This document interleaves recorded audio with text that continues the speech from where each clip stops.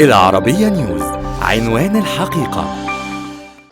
أنا بقوم بدور عائشة عندها 14 سنة. هي نشأت في بيئة دينية وتربيتها كانت تربية دينية، عشان كده كبرت لما شافت الأفكار اللي المفروض جماعة الإخوان بيقدموها.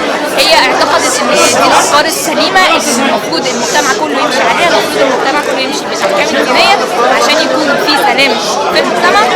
ولما بتنزل في الأحداث بتكتشف إن وجهة نظرها ما كانتش 100% سليمة، بتبتدي تشوف كل أنواع الناس في الجهتين. الفيلم مش فكرة سياسي، الفيلم إنساني أكتر ما هو سياسي. طبعا في شق سياسي بس احنا بنتكلم عن الإنسانية أكتر حاجة.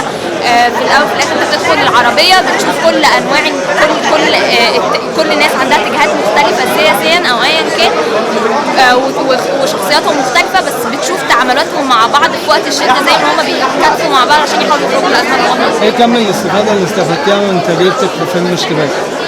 اتعلمت ازاي افضل في مكان واحد مقفول في الحر لمدة 15 او 17 ساعة. ايه اصعب مشاهد قمت بتصويرها اثناء الفيلم؟ خدت طوبة في عينيا، يعني دي كانت اسوأ حاجة ان انا خدت طوبة في عينيا.